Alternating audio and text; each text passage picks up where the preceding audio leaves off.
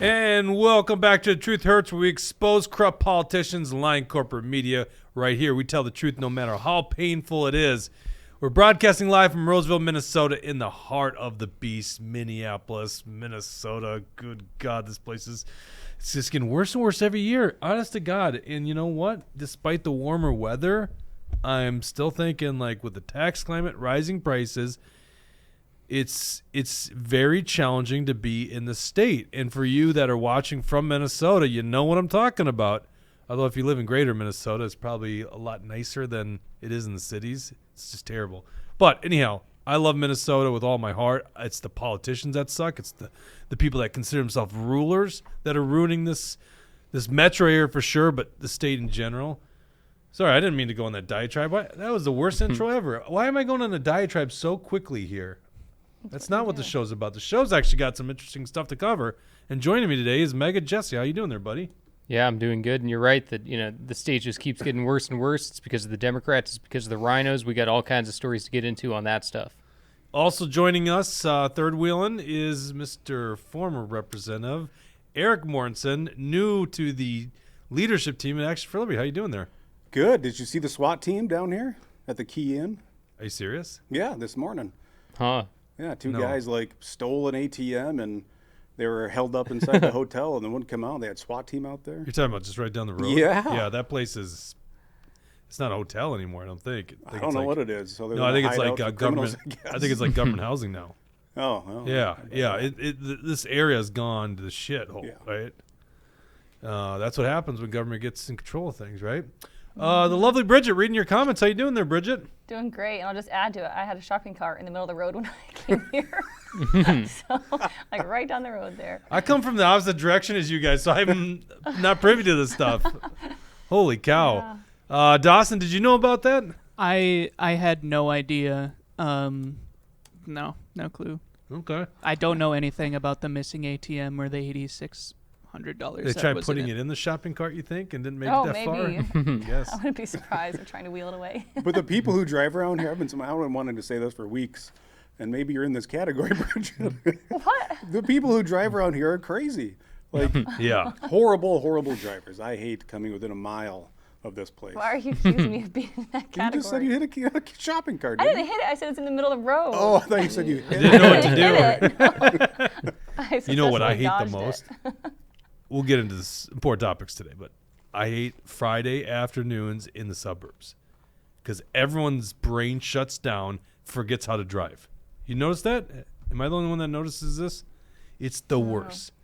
Yeah, literally no one's got a purpose. No one's going anywhere quick, and I'm just like, I can't get anywhere. And maybe they're going to like happy hour or something like that.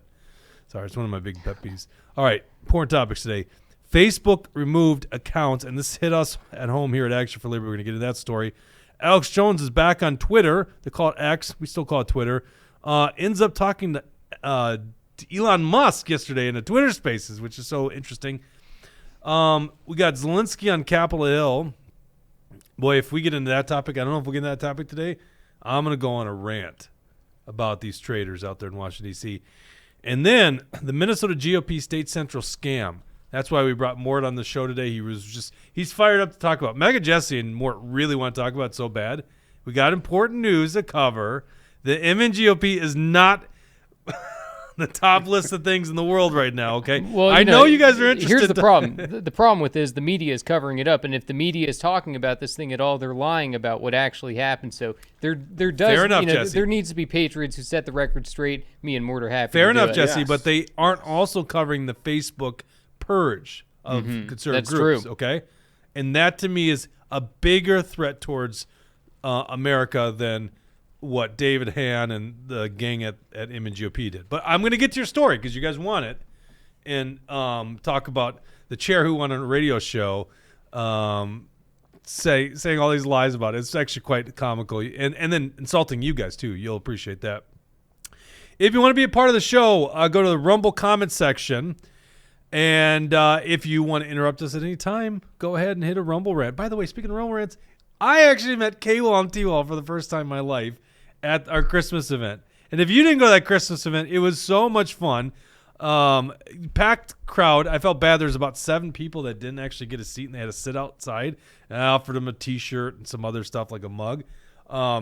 It's a good problem. It's still a problem. So I really apologize if you're one of the 7. But that's a sign that, we're still pretty popular and people really like our message.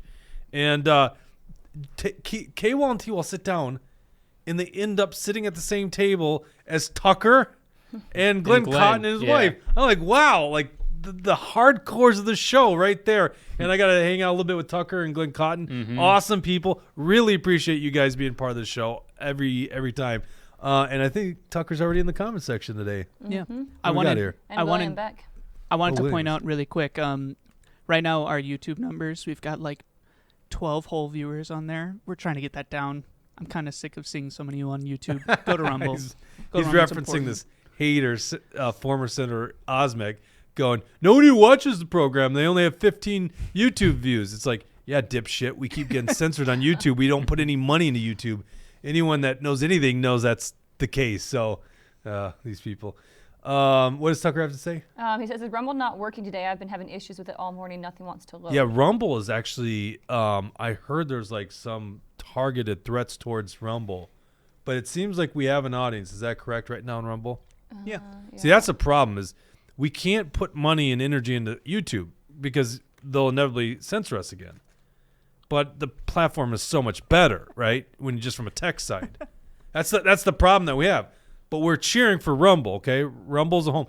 We would be so much bigger and grow faster if it's just YouTube's technology and their advertising platform, because Rumble's advertising platform sucks.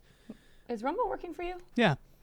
Yeah, it's working for me. I was laughing because someone on YouTube said, okay, I'm leaving.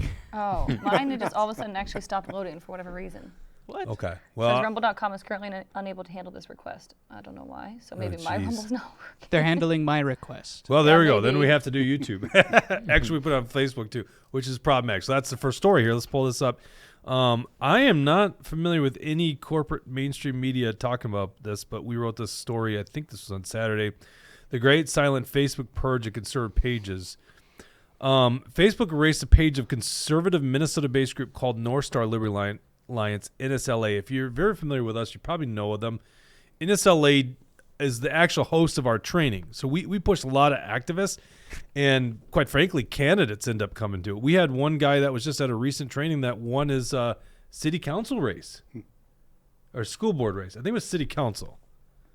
We have school board, like a lot of candidates. I mean, Eric Mortensen, you were a student in this class. It seems funny now because that's a while back. Yeah. Now you come and you kind of give a little speech and talk, reinforce the things in it. And I thought it was crazy when I first went to it. And then I got elected, and I went, oh, yeah, everything they teach is actually 100% true. And the funny thing is, it's not Minnesota-based. Like, you could go anywhere. I swear to God, you could go to any country, and it's the same freaking characters, right? Yeah. Yeah. So it appears they did this to many others without any media outlets reporting the purge. William Beck, who was the one that alerted us to this, you guys know him as Mr. Straight-Laced. I think, is he in the comment section? Mm-hmm, there you go. He'll validate it. He actually manages NSLA's media Facebook page. He's also on some of our social media, as you guys well know. William Beck's account got wiped off the internet. So basically, one of our social media guys off the internet. Now, we are close in line with North Star because they do a lot of training. Good people, good patriots behind it. Another person who also works with our social media, taken off the internet. One of our board members at Action for Liberty, taken off the internet. Now, I don't know how our page still exists. I checked right before coming on this program. It still exists on the internet. Makes me think like we're not actually, going hard enough in the paint right now. But they are starting to wipe this off, and it's not just here in Minnesota. Let's pull up the story here, Dawson. This is from Breakdown News, which seems to be an independent news source out of Arizona, and they actually covered our story, but they got some other accounts. We got Danger Disinformation is a tweet. Just heard that Facebook executed a massive purge today, terminating conservative accounts with extreme prejudice, including personal accounts. And then we've got Atomic Shaman Sweat Lodge. Great name. Today is a day that will go down in infamy, and then it shows a tweet saying your account has been disabled. So, and then goes on to quote our article. So it seems to me, and what would be nice is some national journalists getting in this, because we just don't have the resources to go hunt down all these groups. But there's more of a story. All I know is it's completely affecting us here at Action for Liberty, because last I checked, 3 people that help us with social media have been completely wiped off the internet. Now, Eric, I don't know if they keep you on there because you're still a representative page. If you got that, I can't believe I'm still up. I get alerts from Facebook every day saying I violated the community standards and threats to shut down my page. I assume they're bogus. It's like pranksters. But I was talking to the board member that you're referring to on Saturday, and he said that's what they used to think too, and they got booted off. So who knows? Yeah, and I'm still getting multiple messages. I've been playing around with this on my phone and seeing what's wrong with Rumble, but it looks like Rumble isn't working. The comments aren't loading at all. So I think I might suggest that people either go on Facebook or go on YouTube. Until we can figure out why Rumble is having these problems, I would suggest that probably moving on to one of those other platforms for the immediate. I think quite a few people moved to Facebook already. There's some comments here. Yeah, and Action for Liberty, you could go to Action for Liberty as well on YouTube just to get the story. Yeah, I'm just trying to load Rumble on my computer. What'll happen is because I don't think that Rumble, I think that Rumble is getting our live feed right now. The problem is that nobody can see it, right? Because everything's good from this computer. So at the very least, we'll upload the stream to Rumble later. Now, here's the question. Is this going to affect our streak of Rumble rants? Probably. If Rumble's down, that would make sense. But that's not our fault, so. Okay, so we're relieved from the... Well, I'll say we're relieved from the streak, but you guys, I guess you could still... They can't see it on Rumble. What are you saying? Our Rumble is down completely. So I know, but if they jump over to YouTube or... Tucker came over to Poop Tube for a show here. I bet it's Dave Osmick. Dave Osmick behind the scenes screwing with your Rumble account. No, that guy would not. Powerful. Here's why you know it's not him, because that dumbass, and I'm going to say dumbass because that's literally, he insulted our people, calling us dumb idiots. You guys, dumb idiots. So Dave Osmick was so stupid, he didn't renew his web domain, and it fell to a porn site. And he sent out a literature piece. This was like, I don't know, 6 years ago or something like that. Yeah. I remember finding out about it. And he sent out a lit piece to constituents that said davidosmick.com. You can go check it out right now, davidosmick.com. I think it's a gambling site now, but it went straight up porn. I remember you telling me this like 5 years ago, and pretty damn hilarious. Yeah, I don't think he's behind any technology attack. All right. If you go back to this article we had, I want to remind people, just scroll down here at the bottom. It says, in 2021, Facebook completely removed Action for Liberty's popular page from the internet as we were spreading truthful information about COVID tyranny. Of course, they didn't see it that way. Click on that link there. This was both a page and a group with over 50,000 people, and alone, we had spent about $50K in advertising and stuff on the Facebook platform. Just wiped off the internet. I think we have a damn good case against them civilly. Actually, I got a good case against the government, which was behind the action that Facebook and Twitter took at the time. So this was back, October 8th of 2021. So we're talking about the height of the vaccine mandates. That's when they did this to us. So I think a lot of people knew about that purge, and that got somewhat reported, right? I guess it was somewhat reported. No one seems to be talking about this recent purge. So what I find interesting is right after this purge occurs, Elon Musk is like, I'm going to allow Alex Jones back on Twitter, which I know Alex Jones just did an interview with Tucker. Okay, so it is what it is. But it's like, it is fascinating that it lines up right after this Facebook purge. People like us, we like I said, we spent $50,000 on Facebook in like 2020, 2021. We don't want to spend a dime on Facebook these days, because why would you put money in a platform that's going to kill you? It's also why we don't spend any money on YouTube. Why would we spend money on YouTube when they just kill our page? If you look at our views on YouTube, it would start climbing. They would ban us, and then when we get off the suspension, climb, and we were like, we're done. We're done with this platform.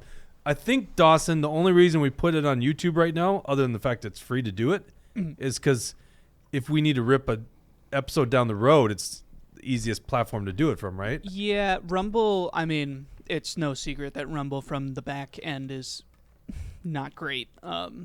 So that's pretty much what we use YouTube for at this point. Right. Razu Yogi says Rumble had a major cyber attack. I've been looking into it. It looks like it's been happening over the weekend, and Correct. a lot of people it are has been slow over suspecting the it's weekend. political. This is what I'm saying to you guys, and I hope, I mean, this is going to cost us a big audience this week on a program I think is very important, but if this video goes up and they can watch it later, this is why I think this weekend was so pivotal, and it's not the GOP convention. I know you guys want to talk about it, but it's like something big is happening right now, and it's huge for the future of this country. You have a cyber attack on Rumble. Rumble is allowing free speech to occur, okay? If you go back to 2020, you had YouTube, which censored, and YouTube to this day still censors groups like us. And Facebook, Twitter, and whatever other big media platforms were completely aligned with the government in 2020. And now it doesn't seem like they own Twitter.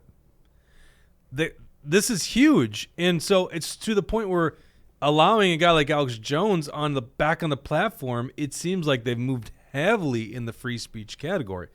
I know you like it, right? I'm an Alex Jones fan because of the entertainment value. This is where you get your show notes, right, Jesse? Yeah, well, no, I agree that I think it's important that this finally happens. There's no way of fully trusting Elon. You know, obviously, it took him forever to do this, and you know, Alex Jones was banned for BS reasons.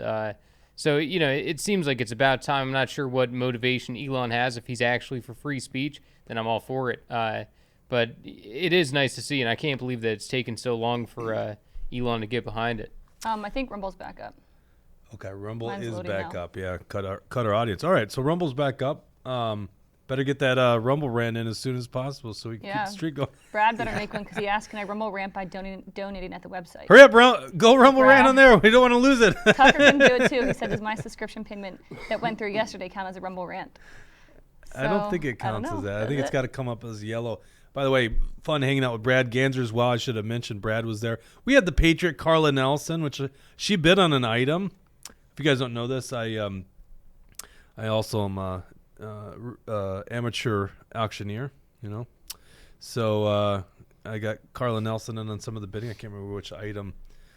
I think it's pivotal that we have like really, if you think about 2020's election, okay, massive interference, and we learned later it was from the government, right, at the best of the FBI. You have a free speech platform like X, which is, I guess, becoming the all being, right? It's becoming like they don't even call it tweets anymore. They're posts, they're videos, they're allowing many different content. And then you got Rumble, which is legitimately, when it works, like YouTube. And that equalizes things so much. And I don't know if this is part of the reason that Trump is polling so well, because people are breaking free of the corporate press and the lying social media. I don't know. What do you think, Jesse? Like, you didn't see this kind of polling from Trump and, you know, this point in 2020. People are starting to get their news from other sources, and it seems to be embedded in what we're finding out in the poll numbers. I think there's some of that, and then I think it's also the indictments that people see that, okay, if they can do this to Trump, they can do this to anybody. So I think that a couple of different things are waking people up, but also we have to keep in mind that the media is going to send us fake polls to try to get us comfortable, and the media is putting stuff out there because they want Trump to win the primary, because they think he's the easiest person to go against with all the indictments and whatnot. Even though that I think most people end up seeing through that, and what ends up happening is they become more sided with Trump than the establishment in the system when they see what kind of BS these witch hunts have been. So Alex's first thing back on the Twitter platform, X platform, is he did an interview. Brad, $10. Does it surprise you that this renewed conservative purge coincides with Biden plunging in the polls?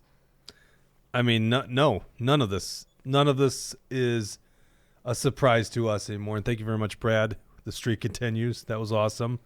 I mean, killing the live part of the show, but I think most people watch our thing after the fact. So So you just look at him. He's just so fired up. I'm ready just to go. chomping at the bit to get to my I list can't of stand lies this. from It's- Ozmek. I don't think you guys understand. Carol If you're Hudson wondering why wants I'm to hear fumbling about it, right now, so- I can't. I'm trying to do this important stuff, and Mort's just sitting there like, I want to talk about something else right now.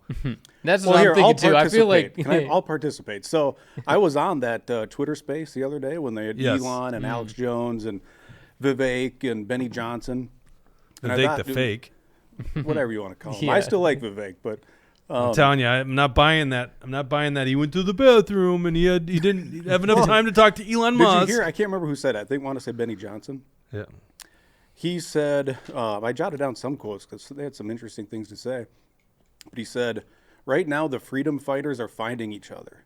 And I jotted that down, and I think that's, when you talk about eradicating Facebook pages and people off of those platforms, I think that has a lot to do with it. People are finding agree each with other. him. They're connecting. But this is what worries me about Vivek. I don't know if I trust this guy. Honestly, I feel like some of it's performance, and he's playing. Well, definitely some of it's performance. I know, but he's playing to that audience, right? Because he understands there's that audience right now. Yeah, I don't get your conspiracy about the peeing thing. It's pretty didn't obvious. hear that He part. went to the bathroom and.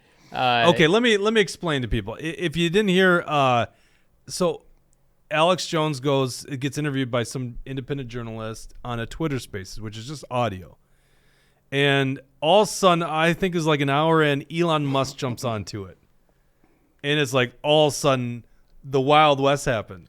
It's like 120,000 people listening.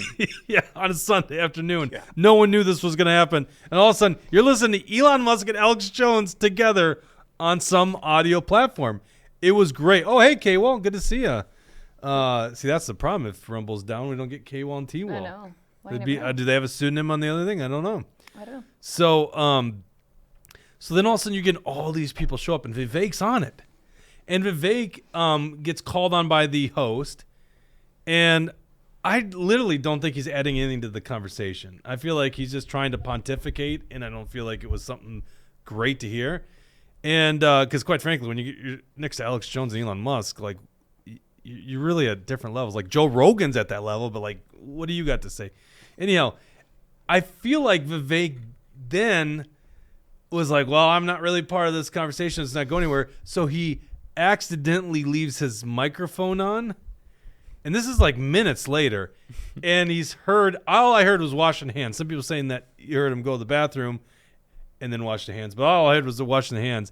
And someone's like, oh, Vivek, that's you. And he's like, oh, that's me. Well, hey, guys, I got to run. I got something I got to do. I'm like, you're on Twitter Spaces with like the world's wealthiest man and probably one of the most famous men, and Alex Jones, and you got somewhere else to be on a Sunday afternoon? I'm just not buying it. Not buying it. He's trying to act like he's so important. That's why I'm calling him Vivek the fake. Well, what I still like about Vivek is he's talking about slashing the size of government by 75%, and he retweeted, how do you say it, Milei? Oh yeah, The Javier Argentinian Milei. president, yeah. That he chopped out 11 of their ministries in Argentina over the weekend, and Vivek retweeted it, and he said, well, no one else has talked about doing this. But he's running for president more, and if he's not honest on those things, if he's not serious about it, like, isn't that just... How do you know he's Isn't it not worse? serious, though? I don't know. I just I honestly, in all seriousness, I don't know. I have many skepticism of him. When I saw that bathroom thing, I was like, I'm being honest about that. I was like, really? You really forgot to turn your microphone on? This makes you seem kind of cool and like, Yeah, but I was just saying make to you little before, mistakes. I mean, if we had an audio tape of Chris Christie peeing, I mean, if Chris Christie accidentally left his microphone on in a call, 100% we'd be making fun of him. It wouldn't be something that Chris Christie would think, oh, these guys are going to think I'm tough. What if know? What if the audio on Chris Christie was like, yeah, I'll take 4 quarter pounders with cheese, onions on the side. Yeah, extra large corn dog. Yeah. Razzle Dazzle says back on for now as well on Rumble, but he says, what's going to be the reliable backup site for Action for Liberty Truth Hurts? Rumble's being interrupted and hacked intentionally. Well, did you see what I don't know Tucker what Carlson just did? Tucker started his own website, basically his own media thing. I don't have any ambitions that we're going to become some big media conglomerate, but our show will eventually, I think. I mean, we already store stuff on our own servers. We have our own servers here, but have that. Maybe that's the go-to members only section. Listen, the only reason the show still is on is because you guys watching it live, especially because then we get to interact with you and watching after the fact. And so if this continues to grow and be something that I think adds to the marketplace, yeah, that's where we end up going, is putting it on a site. So that's, Tucker's doing the same model that, Glenn Beck, I think, was probably the pioneer of it. Yeah, I think so. And Daily Wire obviously does this. I think Timcast does this. So surprisingly, Joe Rogan doesn't do it. But when you get offered $200 million or whatever they speculate that deal was for 5 years on Spotify, someone offers me that money, go ahead. You can just put it on your platform. So anyhow, any other? T-Wall's on here too. So we got K-Wall and T-Wall, and it was great to see you guys. Honestly, see you in person. All right, should we get to the GOP scam? It's what everybody's waiting for. Absolutely. I don't know. So let's set this up, Jesse. Tell people what happened here. Like, why did even Republicans meet on Saturday, and who were the Republicans that met on Saturday? Sure. So there is a little over 300 delegates who are elected to the State Central Committee. It's basically a committee who gets to decide a lot of important things for the party. You get to decide the leadership of the party. You get to decide what types of resolutions. You get to decide the platform, all kinds of the bylaws, the rules, the Constitution. That is the place to be able to make those motions and be able to debate these things. So there was a meeting on Saturday. Of course, every single person there got scammed out of at least $65. For the people who didn't pre-register, they had to pay $85. On top of that, guests had to pay $85. So you can see that it's a club, it's a social club that they don't really want patriots in. We came to find that out throughout the events of the day. Hey, let me just put it this way. I have a lot of empathy, and this came up during the Ron Paul days 10 plus years ago, charging all these fees for conventions. If you want real grassroots people, okay, eventually there's a dollar that prohibits people, okay, or makes them second guess it. And there's a lot of other costs. Where was this in? Elk River or something like that? No, it was the Minnehaha Academy. Is that in Minneapolis? Yeah. Yeah, in Minneapolis, right. Oh, well, that makes sense. Do it in Minneapolis. Why would right, but people in northern Minnesota were saying, why is it not in St. Cloud like it typically is? Yeah, because, correct. But even if it's St. Cloud, everyone's right. So people are driving, so they got that expense, hotels if they got to do it, but gas, obviously, food. And then you charge $65. At some point, there's a break point where people go, I can't really afford this. If $65 was needed to put on the event, then do it. But you could charge $20 or something like that. Right. These events, because it was at a school, right? Yeah. These event centers are not that expensive. So I hate to see that they try to fundraise off of the people. It's like almost cost prohibitive to some of the voices you want inside the party. Becky on Facebook, she was at our party as well. She says that's the point. They don't want regular grassroots people there. Yeah, but the regular people are banning the Democrat Party and coming over the Republican Party. That's the thing. So, yeah, and Osmek had some not so kind words to say about new delegates coming into the party. Well, Osmek is the chair of this convention, which I think a lot of people alleged he was appointed because he would do the bidding for the establishment. Oh yeah, there wasn't a single example where he was siding with the delegates over the establishment. There wasn't a single time where he was preferring a motion that someone like David Hand was not going to be in support of. It was every single time he was doing the establishment's bidding. So no wonder delegates thought he was against them, because every single time somebody went to the microphone and tried to raise a good point of order or tried to explain something to the delegates, Dave Osmek always had a nasty attitude. And that blob up there, he was up there trying to, put the delegates in their place, tell them what they can say, what they can think. That's the style of the establishment. They totally want us to be uniform. And it's so funny to hear these rhinos call people like us Democrats because we're 10 times the conservatives they are, and all they really want is business as usual. They don't want to restore our constitutional government. It's one thing to say not Republicans. It's another thing to call us Democrats, because they're the ones closer to Democrats. We're like, of course, the common sense or conservative faction. All right, so we reported this Tuesday's show, I think. Obviously, there was a group of people that wanted to remove David Hand as chair. Now, I welcome this. I think David Hand is scum. Honestly, this guy's so corrupt. I've talked multiple times about it. It's a legitimate case to remove David Hanna's chair. Let's just look at his record right now. The guy lost every election in 2022, basically. There's no change in congressional map. He lost all the constitutional offices, governor, attorney general, secretary of state, and am I forgetting one? Auditor. Mm-hmm. He lost he lost the Minnesota House again and lost the Minnesota Senate. So if you lose the big game, how are you coming back, right? That's what puzzles me. Right. The last time David Hann ran, he lost. The last time he ran for state senator, he lost. So how is this the expert on winning? Because this guy, he's not a winner. And then it's like, okay, he lost, but he's coming back stronger. He's not. They're $414,000 in debt. They've added more debt since then. And by the way, they got tons of things that are hurting the party right now, like frivolous lawsuits and shit like that. But he's taking them further in debt. So that's another one on his resume. And number 3, he's attacked the grassroots so many times. He's come after this organization. He emailed out false allegations against Action for Liberty. Mm-hmm. He's spoken in many different places bad about Action for Liberty and you guys. He literally cut off data access for endorsed candidates, grassroots folks, which they didn't even give him an explanation until they came back on Monday and then tried charging him for the data. So, and to me, that's one of the biggest offenses. So, like the movement that was happening Saturday with the Rebuild MNGOP group, mm-hmm. and obviously Larry Deuce was involved. They had their own charges that they set forward, which I honestly never even read. I mean, to me, the issue is you can't go against endorsed candidates. And that's what the party's done repeatedly. They've mm-hmm. done it to me. They did to like another half a dozen people last year. And so I think I was very sympathetic to getting rid of this guy. And I even jumped on one of their conference calls, this little group of people that were organizing it. And, of course, David Osmek lays the blame at Action for Liberty's feet and says, Action for Liberty is behind all this. And we'll discuss his appearance on Brad Carlson's radio show, which I had some people text me. And he actually doesn't just say Action for Liberty, he says Jake Duesenberg. What the hell do I have to do with this thing? Yeah, you're not a delegate. You that's weren't the dumbest even shit there. ever. It's the craziest thing. Like, you weren't there, and, just knowing you, like, you weren't even overly invested or cared that much about State Central. You're like, oh, yeah, we'll see what goes on Well, I'll there. tell you why I'm not invested in State Central. If you could hold that thought for a second. Pull up this graphic. I was explaining this to someone today.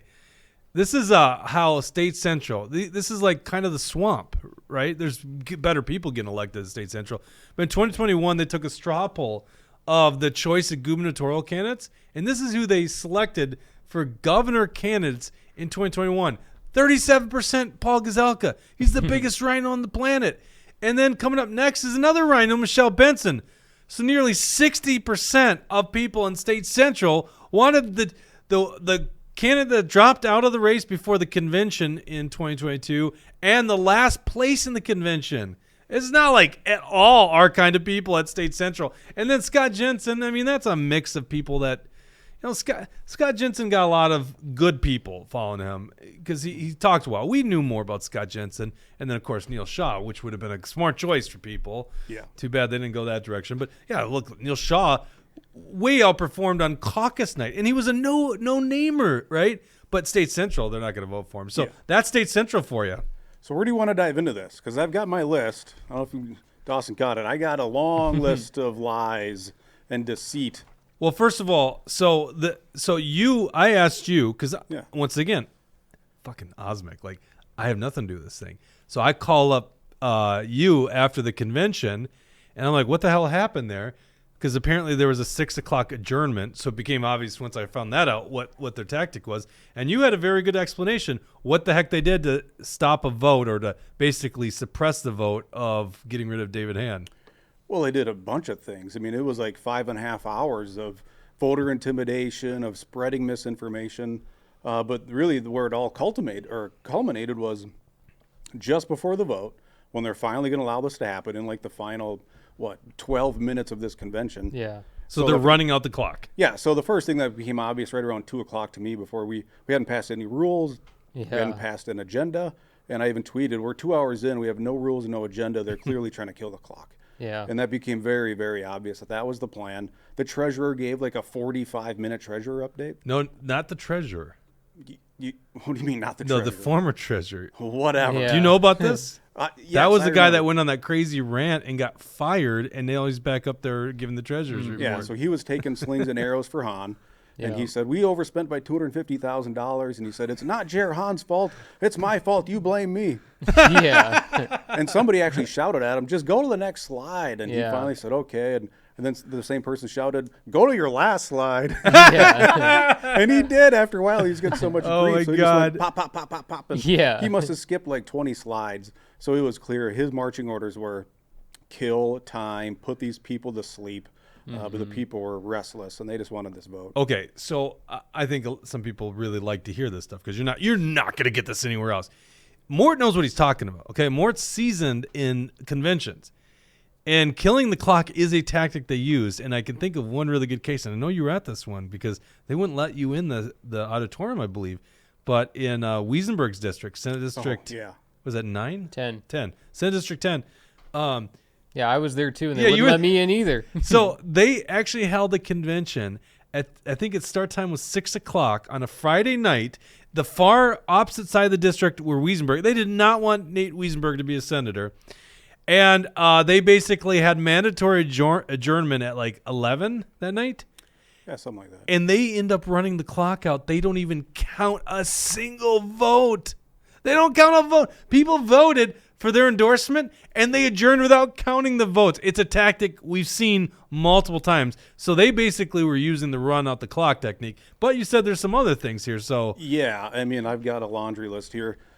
And hopefully we got some of these audio clips of Osmic in his interview on Sunday. But to me, where it all culminated was just before the vote, Osmic says, well, I'm going to warn you, depending on how you vote right now, you might be triggering the next lawsuit. Yeah. Essentially threatening the delegates that if you get rid of David Hahn, the party's going to get sued. Right. And, also what that means is David Hahn is going to be the one to sue the party to try to reclaim power. And I think, okay, let's watch that story unfold. And also, how could David Hahn even make that claim when he was the one who supported putting this on the agenda? So, how could we say that this is unconstitutional? How could we say that, this could lead to a lawsuit? Well, it sounds like the chairman, he's given up. He's waving the white flag. Even though we all know that's you're giving insider stuff without giving the reference pointer. They say that you can't even make this motion to remove Hahn because it's unconstitutional. Right, which was total BS. Any motion that to remove the chair, they were always going to find it to be unconstitutional. It didn't matter how rock solid it was. Who ends up making the motion in the end? Larry Deuce. No. Who made the motion to put it on the agenda that it got accepted? Oh, yeah, right. They say David Hahn was, David Hahn supported the motion to put it on. So, in other words, it's unconstitutional because David Hahn put it on as a motion. Then it's allowed. Then it's allowed. Right. It just shows how much they're against us. Let's go to the comment section. Yeah, we have quite a bit. Let's see. Sarah Ann on Facebook says, the only way for the grassroots party to win is to get rid of Hahn before caucus so we can get trust back from those individuals and pack the caucuses with them. They're disengaged due to no trust in the voting system and no trust in the GOP. And let's see. That was on Facebook. From Rumble, Tony the Tiger says, if you want people to take you seriously... Oh, wait, never mind. That's a troll. No, that's hilarious. That's actually kind of funny. No, read that. No, let's read that. That's funny. You may want to try something other than the Freemason brick for you want to try something? Freemason You're brick? a Freemason. This is all BS later. Yeah, there you go. They're not going to read it if they're gone. There you go. It's Freemason. It's not even real. It's not real brick. There's no Freemasons behind it. This is Dawson. Should we let Tony the Tiger let her rip today? Yeah, let her rip today. That's a pretty funny troll, though. I should get paid more for dealing with these guys. If it was black and white, you might have an argument, says Napkinator. All right. One man on a mission says all groups that want to rid our party of rhino control must join together as one big power group. I don't know how that works too well. All right. So you want to talk about... So Osmic goes on a radio show on Sunday, and I got a couple texts. So apparently they have an audience too. And people are like, you hear you're being trashed on AM 1280 right now? I was like... What the hell did I do? I mean, get in line, trashing Jake Duesenberg. That's nothing new. Those are the arrows you take when you try to be effective in politics. But apparently I was the mastermind behind this whole thing, which is interesting because I also don't know what the allegations were at David Hahn. I just told you what I believe is reasons for removal. It really doesn't need to be longer than that. I'm sure there's a longer list. But Well, let me get to where Osmic, his whole argument on Saturday, as well as on that show on Sunday, was that this motion was unconstitutional. And he's wrong. It was completely constitutional. But there was a constitutional violation that was made, but it wasn't by the party that Osmic was accusing. So the language, and there's two sections of the Constitution that talk about, and we're talking about the GOP Constitution. There's two sections that talk about removal of officers. One of them just says at any meeting with a 2/3 vote, you can remove an officer. Pretty easy. That's under section or Article 9. Article 16 says, and I don't have it in front of me, but essentially says any attempt to remove an officer must be brought forward by a committee or a body of the party at 10 days in advance of the meeting, and it must be, or it shall be on the call. And Osmic's logic then is he said, well, this wasn't on the call, so it's unconstitutional. But the question to be asked is, well, who controls the content of the call? Right. It's not the people making these motions. It's David Hahn and the executive committee. Yeah. So they're the ones, and they filed this thing. The requirement is 10 days. And during the convention, Osmic made it sound like he had no idea if they met that requirement. Yeah. Well, it was filed on November 22nd. I remember it was my birthday. Yeah. The day before Thanksgiving. But on Osmic's interview on Sunday, he just said it very casually that, the day before Thanksgiving, they filed these charges. So he knew when they were filed. Right. So the delegates' obligation is to meet that 10-day filing requirement.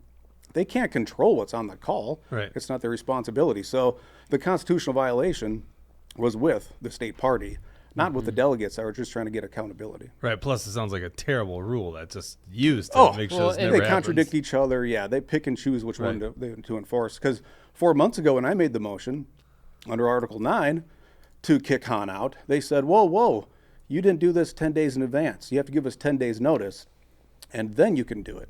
Well, this time around, they got 18 days notice, but they still shut it down. Yeah. Well, then they eventually gave us the vote, even though Osmic said it's very unconstitutional. I should rule it out of order, and you're going to trigger a lawsuit. But at least we got the vote. We have a quick Rumble rant from KWAL for like $10. Says, isn't the MNGOP basically out of money at this point? Will they ever stop to self-reflect at why this is the case? Well, no, they're not on money. 65 times 300 or whatever showed up there. So. Yeah, well, and also, it's definitely on their minds. And what did they do to the delegates? They chastised us because they said the grassroots isn't paying us enough money. As if Bidenomics and the inflation going on isn't hitting, the people in Minnesota hard enough. The party has the audacity to suggest that we aren't paying them enough money. What a joke, So not only is the economy terrible, but also the big reason people don't donate to the party is because we don't trust you. We don't like you. We don't think the leadership is actually going to spend our money wisely, especially when we see that the MNGOP files these frivolous lawsuits against Action for Liberty. We know that that's where the money goes. We know it all stays at the establishment. They have no interest in actually trying to make Minnesota win. They're only going to be using the money to benefit their buddies in the establishment. So the voters and the grassroots conservatives do not trust the party, and that's why they're going to continue to be broken. David Hahn, he should realize he is not the man for the job. He is never going to unite the party. The party will never accept him. Well, I think Mark Anderson's comments why the grassroots doesn't support him. Mm-hmm. He said, since when did the Minnesota GOP fully stand by the Constitution, either the Minnesota State Constitution or the GOP's? Yeah. I mean, they see this. It's a rigged system against them. Yeah, and while I admire Dave Osmic's concern about the Constitution, I wish he would have shared that same concern while he was a senator in the state Senate, because he voted like a liberal. I think it was like 80% of the time. I looked at your scorecard, LEA scorecard, like the guy voted like a total Democrat, but when he has that power, that gavel, he's trying to enforce things that he's completely dead wrong on. And in fact, he went on radio and claimed that a delegate called him a Nazi.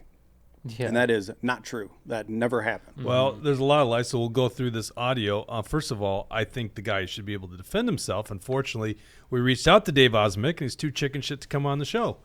So, Dave Osmic, if you want to defend yourself, open invitation. We've reached out to you on the phone and by email and did not get a reply from him. So, and I think you offered to go on Brad Carlson's show to set the record straight. So, AM 1280, if you want some counter to those lies on the show, have Eric Mortensen, or have me on. Wait, Sunday. It's a Sunday show, right? I think so. Yeah, have Eric Mortensen on. I got stuff going on Sunday. I'm not going to go on that show. Yeah, that's the thing is they never want to debate this stuff because we actually know what the hell's up. So let's go into this. We got audio from the show. Let's go to the Osmek calls A4L supporters dumb idiots. That's always what intelligent people call other individuals, dumb idiots, right? Right. All right, here we go. I'm going to have to play with audio just a little bit. That's right. You said flinging monkeys. That's what they did. They made Action for Liberty and all these certifiably dumb idiots will throw everything against the wall. And she's absolutely innocent of the charges. It's not even not guilty, innocent. So they went after her, and the committee, all of them. There you hear it. I don't know. Who was he referring to at that point? Do you know? He was talking about first and second time delegates. Mm-hmm. Yeah, no. But I'm saying he said she's guilty of these charges. What are they? Oh, Barb Sutter. Oh, Barb Sutter. Okay. Yeah. Mm-hmm. The National Committee. Is she national? Yeah, National Committee woman for the RNC. There you go. You could tell how much I care about party politics, honestly. Like, that's the funniest thing. Because he's asserting, I'm behind this. I'm the mastermind behind it. Well, first of all, if I was a mastermind behind this, I think it would have done a little bit better, right? It was really sloppily done. Yeah. It was so sloppy. They picked so many stupid fights that were not worth picking. And on the one call that I was on with them, I tried to encourage them, just pick smart battles. And on that one call, they said, yeah, that's a good idea. And then what I watched unfold on Saturday, they picked ridiculous battles. Now, apparently, I'm trying to destroy the party. Me getting mentioned by name trying to destroy the party. Whatever the hell like, literally, you guys are doing a fine job destroying the party without me. It's not me that's driving them $414,000 in debt, or is it? Or is it? Can they connect me to that? That's apparently how they think. Uh-huh. Well, is it any wonder when they lose these grassroots supporters and donors, and they claim they want unity, and then they turn around and say, "Oh, these new delegates are certifiably dumb idiots." Yeah, doesn't sound like a cry for unity to me. Right. Mort, if I had $1 for everyone that said I'm not giving to the party anymore, I'm giving to other groups. Oh wait, I do have dollars for that. Yeah, you guys have a problem on your hands, don't you? Base Minnesota says I lampooned Osmek about a year ago while exiting a Lunds and Mound. He told me to F off. Great moment. All right. So this is Osmek saying, I'm Jake Duser trying to destroy the party. Completely out of order. No, we're not doing it that way. Because you're going to stand up. If you want to take down the chair, stand up and show your face. This is Jake Dusenberg and his group behind the scenes who are they're trying to destroy the party. If we spent half the time not fighting, and also every time we have all these allegations come up, it's in Jennifer Carnahan's lawsuit and all these things, we're spending lawyer money like there's no tomorrow. And that doesn't exactly make people eager to donate to the state party either, exactly. So that hampers fundraising. And that puts us into a deficit, and no wonder. There was also a motion to take David Hand's salary away from him. Okay, let's pause right there. So he says we only get 15 views on YouTube, which, by the way, kind of accurate because we don't put any money to YouTube, right? But he says as a way we have no influence. But somehow have enough influence to steer enough people away from the Republican Party and destroy it? Like, how's that even make sense to this guy? Yeah. I'm not going to accuse him of intelligence, though, okay? This is the guy that let his website go to a porn site. I wish the Republicans of the Capitol would vote like Republicans 50% of the time. That would be a big improvement. That would be a big improvement. And actually, you guys don't know this. I spoke to somebody on the way in here, and I'm not going to mention names, although I normally have no problem mentioning names, but... sounds like someone at the Capitol. That's what it sounds like. It's somebody on the inside, not the Capitol, though. Okay. So, at the start of that clip, he was talking about secret ballots. And I don't know if we caught that in the very beginning, but there was a motion that was made to make the vote for removal a secret ballot. Yeah, because, see, when I was masterminding this, I thought a secret ballot was the way to go. Yeah. And, of course, Osmek shut that down real quick. But what's interesting is almost every single legislator there, except for Wesenberg, and I've heard maybe a Ben Davis, voted to remove Hahn.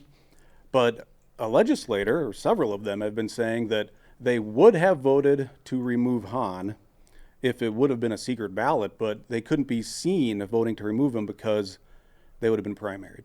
Mm-hmm. Yeah. Yeah, but I think wait. They'd be primaried by the party? Yeah, which I think what they need to understand, and I wish I'll eventually call this person out, but is that's not the only direction you have to worry about. There's the other direction because the grassroots people are also going to primary people that vote the wrong way. So that door swings both ways there. Mm-hmm.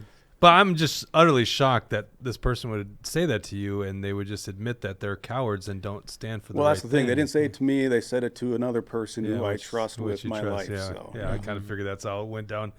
Another thing I found interesting about that clip there, he accuses us of costing the party money in legal. The lawyer that's on stage, you can't make this shit up. The lawyer that's on stage up there, the party's lawyer, is the guy behind the frivolous complaint against us with the Campaign Finance Board. By the way, both Campaign Finance Board. Do you know the Campaign Finance Board meets tomorrow? This is hilarious.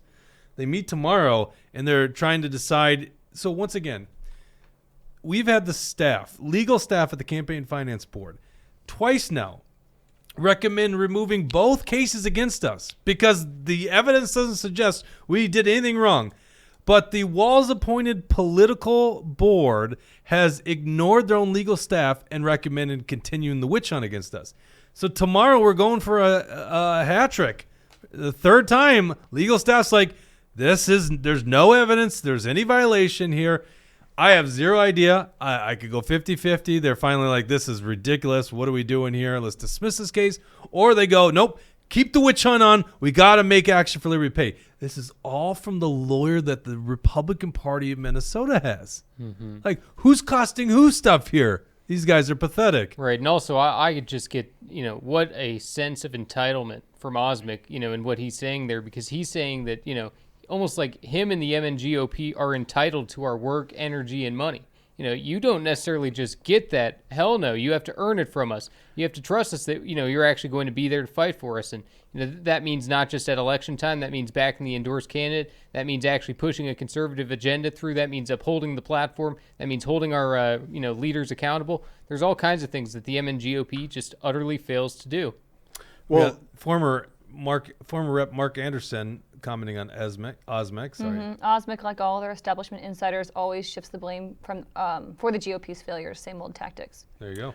Was it Mark Johnson, Senator Mark Johnson? They always do these speeches at the beginning of these things. Mm-hmm. And I think it was Mark Johnson that got up there, and he tells the audience, the delegation, you need us. We are your only hope to restore liberty in this state. Right. And to hear someone like that, knowing the way that they vote, and they have no backbone to say that the delegates and Minnesotans need them. You guys are doing nothing to advance the cause of liberty. Right. Listen, I'm going to just say this. I appreciate you guys giving up your Saturday and doing this stuff, and I think it's important because Republican Party is one of the major parties in Minnesota and around the nation. I have zero interest going to a convention on Saturday, especially what I have to pay for. I would be negotiating with how much they have to pay me to go there, okay?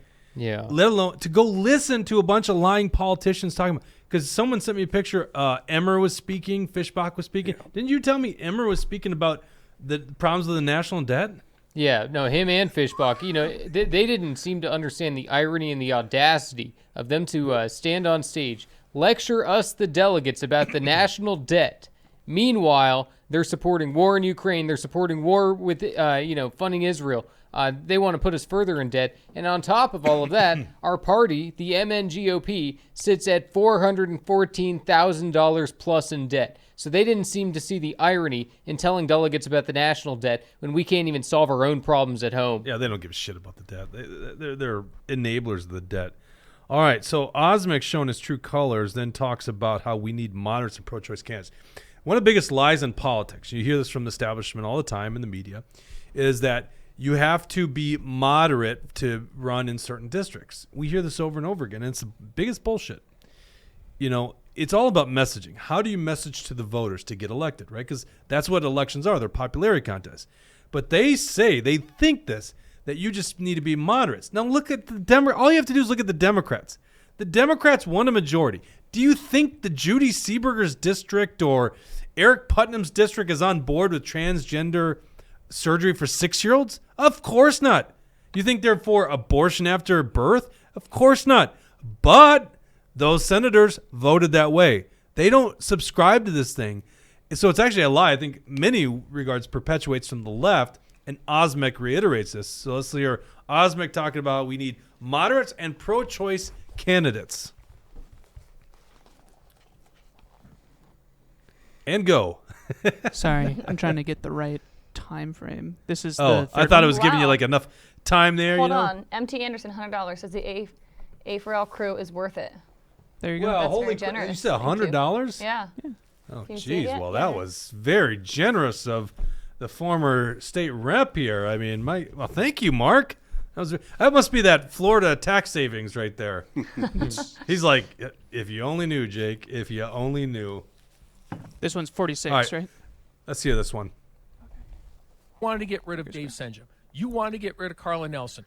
These are more moderate. That's senators. the Rhino, Carla Nelson. However, they are in moderate districts. If you don't understand you don't understand politics. If you don't understand, some of these suburban districts, you're going to have a moderate. They might even have to be pro-choice. Because there you you're go. Going right to there. Pause it. You heard it. You heard these, and I bet you he gets a A+ rating from what's the MCCL? MCCL. Yep, no doubt. These guys have no principle. They literally tell you they don't need to be on board. Like, here's the deal, and this is why we exist. What does it mean to be a Republican? If you don't have the values, which is basically what a moderate is, they don't have the values. What's the point in all this? So that you could be the ruling party? Oh, well, there you go. Now you understand their objectives. I remember David Henn when he was slamming Action for Liberty. Was this fall? Yeah, about a little over a year ago. Saying Action for Liberty is being investigated by the Campaign Finance Board, saying we're basically guilty, which is a joke. And he says they don't share, excuse me, they don't share our values or share the values that we have or the objective of a governing majority. Yes. And I'm like, yeah, we don't share that thing because that's all you guys care about is a governing majority. We care about liberty. We care when Han wasn't in office at that point. David Osmek's a good case in point, was a senator in 2020 and did not call for a vote to end Governor Walz's emergency powers, not one time. Mm-hmm. They adjourned in May, and we couldn't get a single senator on board. David Osmek, you are a coward. You allowed Governor Walz to shut down the state of Minnesota. Now, that vote may have – well, no, that vote actually wouldn't have failed in the Senate. Republicans had the Senate. It should have been passed. So where was the vote? And that's the real division. I mean, let's just cut to the quick on this. The real division in the Republican Party are the establishment types largely and their friends. That's all they care about is power, greed, self-aggrandizement.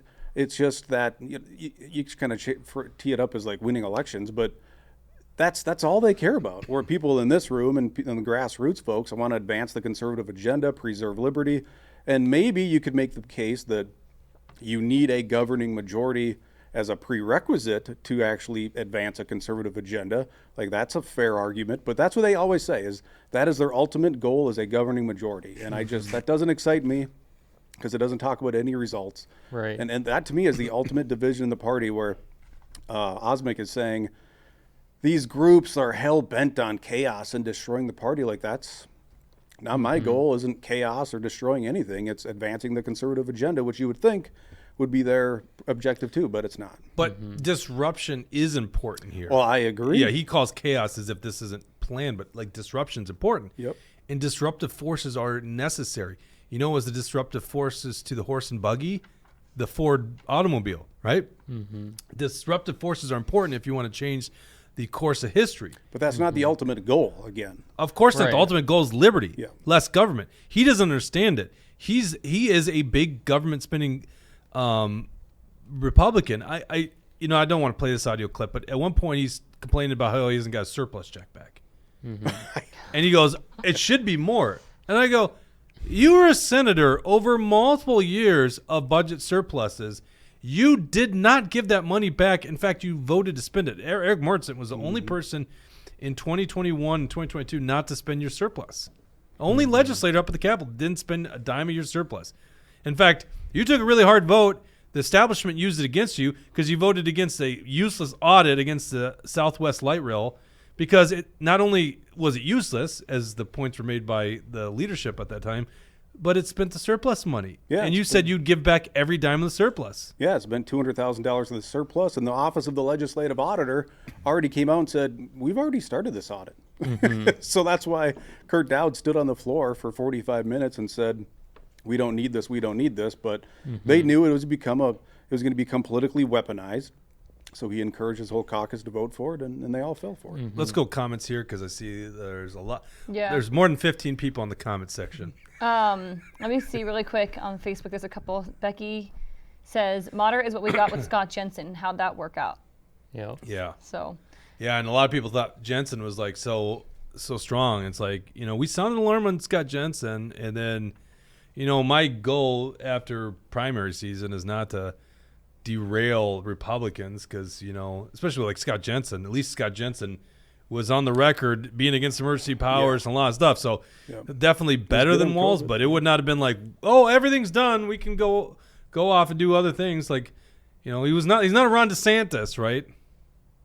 Yeah, Carol says, Carol Hexam.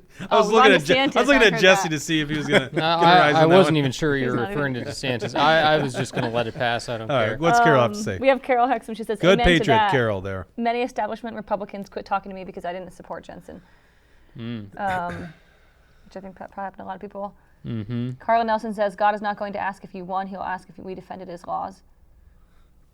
And Tucker says, this guy, according to Osmic, or talking about him, says, this guy doesn't sound like a moderate. He sounds like a wuss. And K-Wall says, this guy sounds like a lizard person to me. But well, he won't come on the show, so I mean, he can say maybe the communication didn't get to you. Offer's still open, but so and one thing Osmic is saying there is he's saying that in a swing district, it's only an establishment moderate rhino who can win those districts. It's not someone who's an independent thinker, even though that's what the people really want. When you ask most people, what do you want to see? They want to get rid of the corruption. They want to get rid of the omnibus bills. That's all stuff that's aligned with liberty, and that's against, opposed to what the moderate establishment rhinos really want to see happen. And I think what is really crazy and unhinged is spending our surplus money. If he wants to make the argument that he's a conservative with our fiscal dollars, obviously the party isn't. But and same thing with him as a legislator, I think that's what's unhinged and crazy because Osmic in this interview, he also referred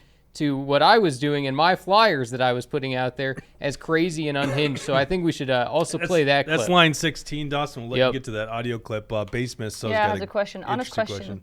Who have been the three most based Republican politicians in Minnesota over the past 20 years? Well, I mean, clearly Mort is one of them. Right there. Who else there was a guy say? named Mark Biskins. It's actually a little bit before my time of following the state legislature, but seemed like he was pretty based. That's prior to 2010 time frame. Did you just use based like correctly and it flowed all? Shut up. That was okay. All right. Yeah. Granted, I didn't know what based meant a year ago. Okay, did you? No, not a year ago. Probably, yeah. Okay, so more than in our 40s, right?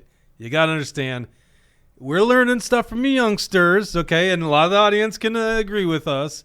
I know what based means now, okay? What is Riz, if we're going to go on this topic? Riz? Every video my daughter shows me says Riz. I don't know what the hell Who says Riz? I actually don't know.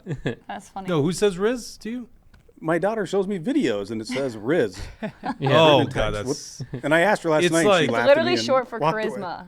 Yeah. Yeah, it's like, but yeah, it's literally short. Like if you have Riz. An unspoken Riz, that's when you got Riz without even having to say a word, just by a look that you can swoon some women over.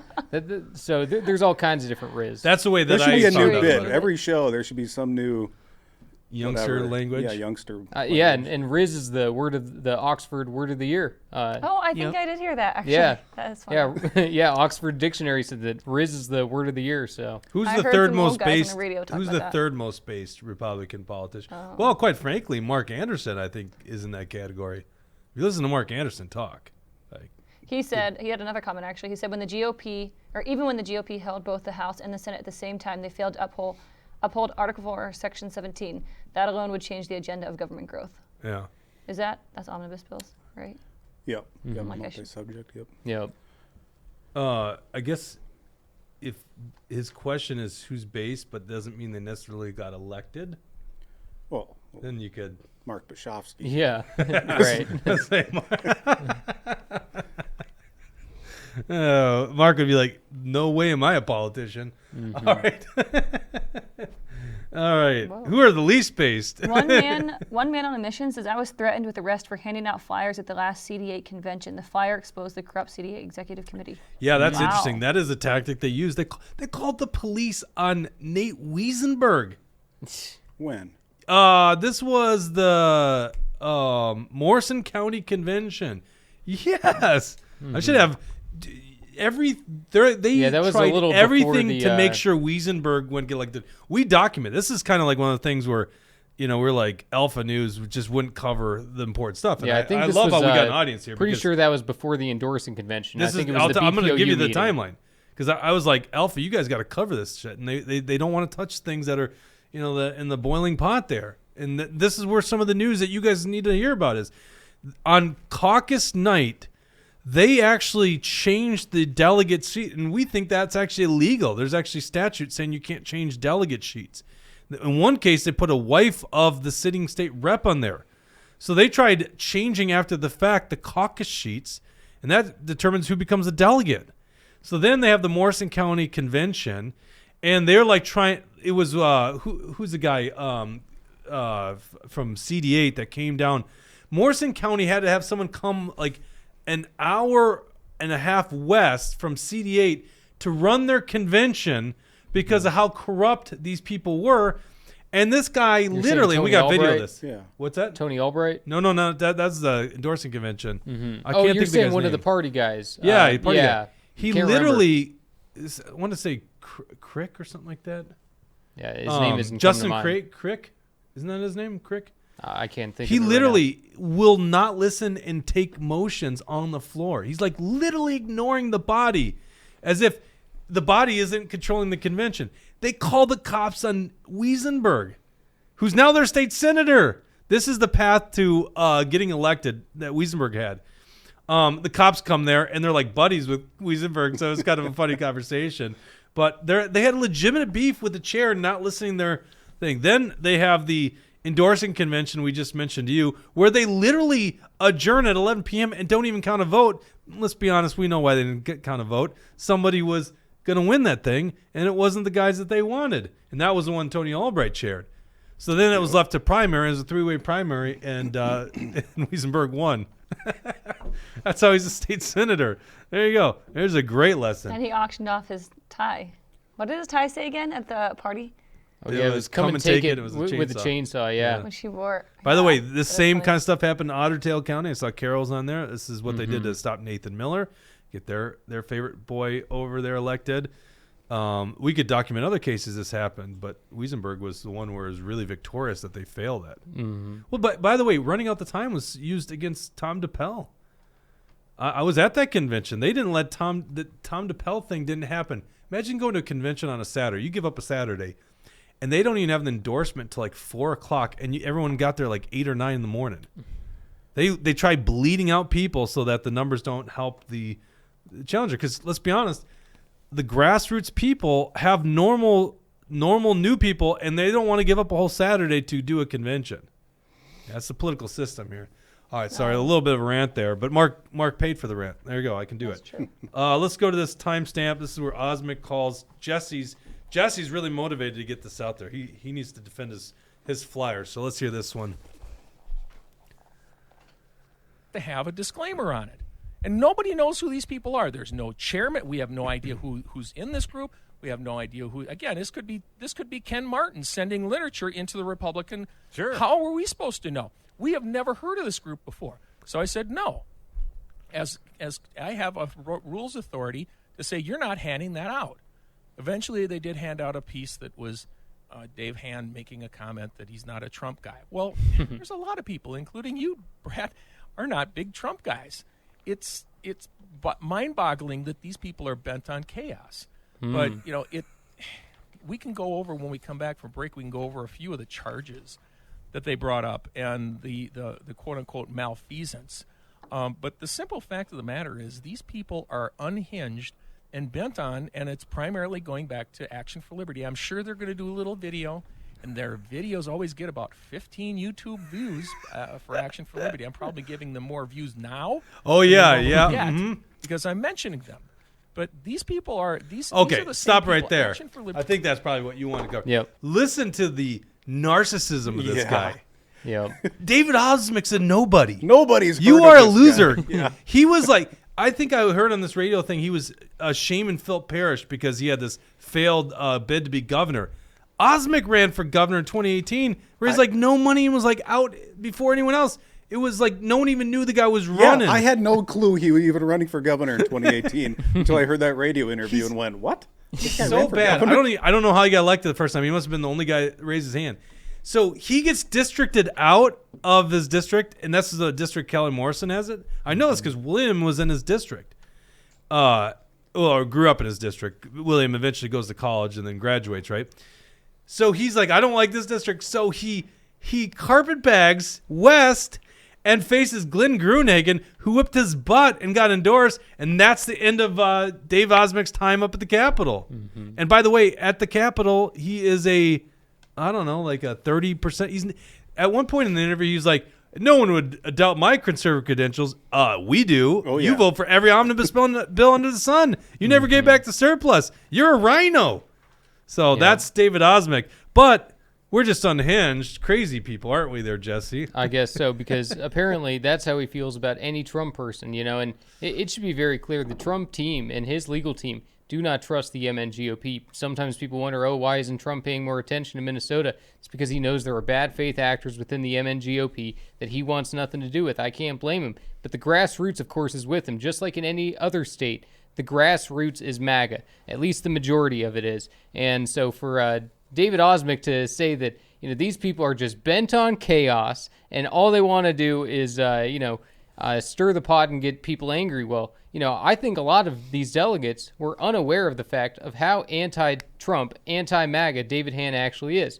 So what did I do? I put together a flyer that just showed people, these are the different headlines of what David Hand has been saying about President Trump. And he says, this was an action for liberty move.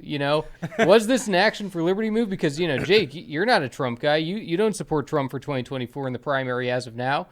So it sounds to me as if, maybe I'm my own person with my own thoughts who felt the need to inform the delegates that David Hand is anti-MAGA, anti-Trump. So I put this flyer out there immediately. Gets taken out of my hands by the sergeant at arms, takes it up to the front. I speak in front of the microphone and I tell them, "Don't you take my flyers away from me. They have my disclaimer. They have a disclaimer on it. It has my name on it. There's no problem at all in the world with these things." But obviously, they were looking for any opportunity they could to put this all together. And it's funny that they combine Action for Liberty, rebuild the MNGOP as if we're all one group, one thing, doing the same thing. It's like we're all our own people. There was 96 delegates who were still there at the end who were willing to vote for the removal of David Hand. Each one of us have come to our own independent conclusions based on the failures of the leadership. It's not because we're being propagandized by Jake Duesenberg. It's because we all can think for ourselves and we can see, obviously, that a guy who is leading a party who has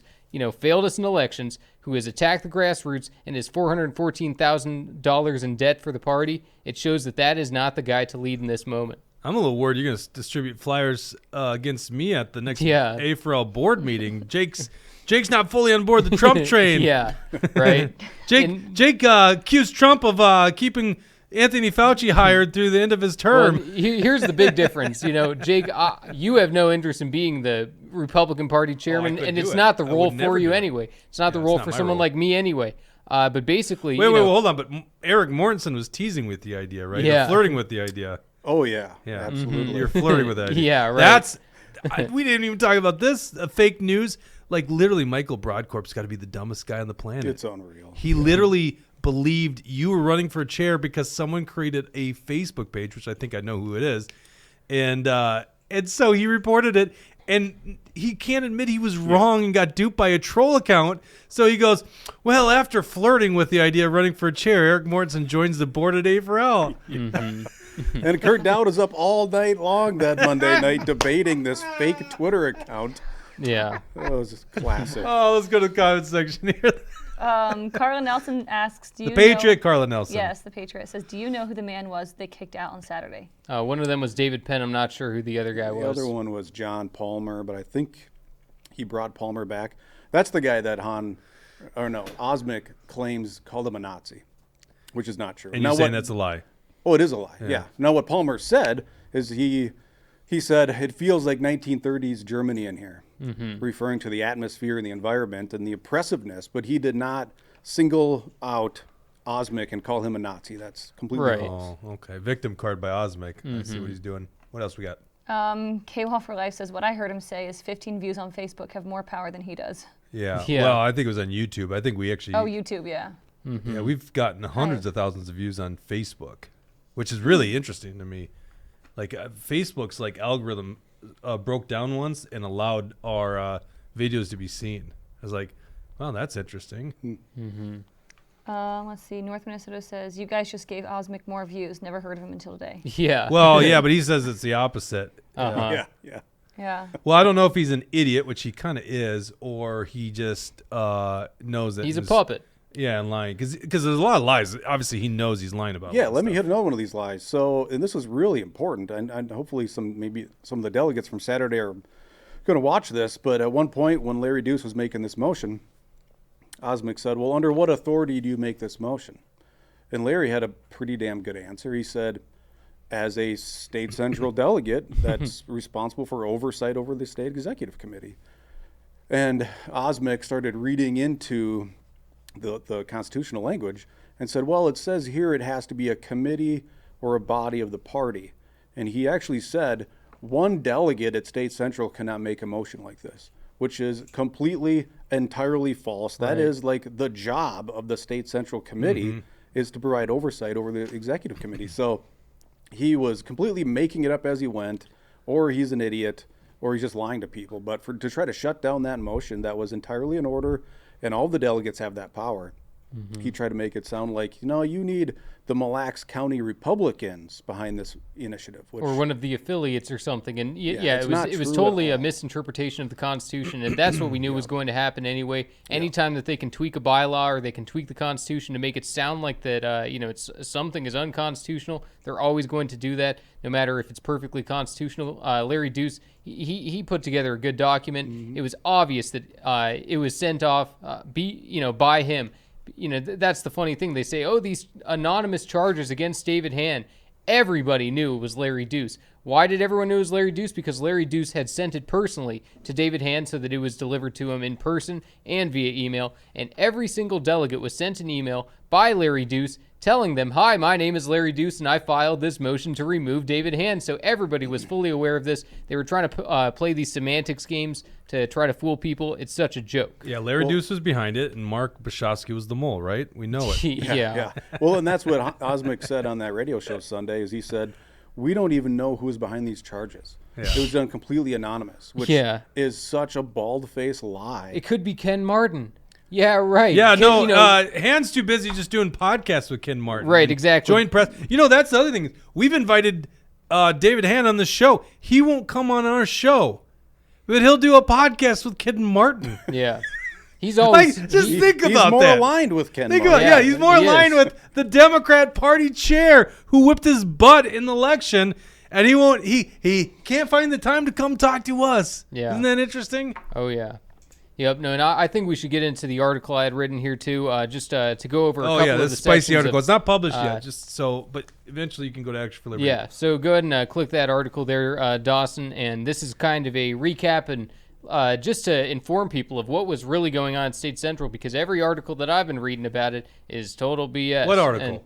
What exactly. Or just, what other people are... No one's talked about this. Right, exactly. Do you like that graphic I made for you? That's right. Go ahead and scroll down a little bit there, Dawson. So this is a recap of what I witnessed at the State Central Delegate meeting on Saturday. The morning started off with a bang as an establishment henchman, Sergeant-at-Arms, began blockading a door rented by Rebuild the MNGOP. This group of patriots wanted to provide a nice space for delegates to mingle, enjoy water and snacks, and discuss ideas. And the very concept of this sent chills down the MNGOP swamp spine, because individuals thinking for themselves is not allowed in the high ranks of the party. So, what they proved with that moment there, where they have some henchmen standing in the way, blocking the door, to the closest available bathroom, all because he didn't want Rebuild the MNGOP or any of these people to be able to discuss these ideas.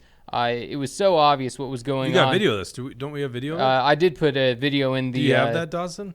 Yeah, it's I think the line underneath that, Dawson. Right, so Rebuild Minnesota. This is the actual people Rebuild the MNGOP. Rebuild it.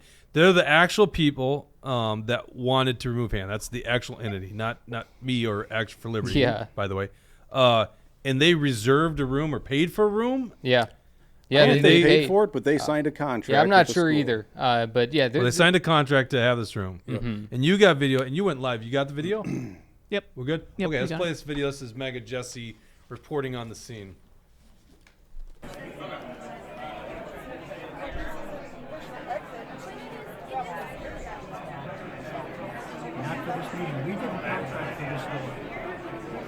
the delegates did. The other sergeant, I will. Okay.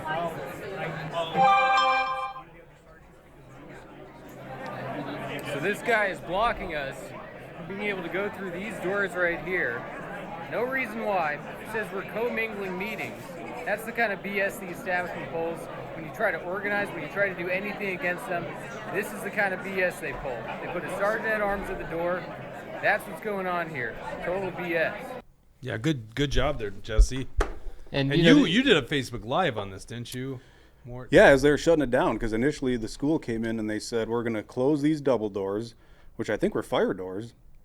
And those of us on our side, meaning like the Rebuild MN GOP side, we're like, well, how are we going to get back into the convention?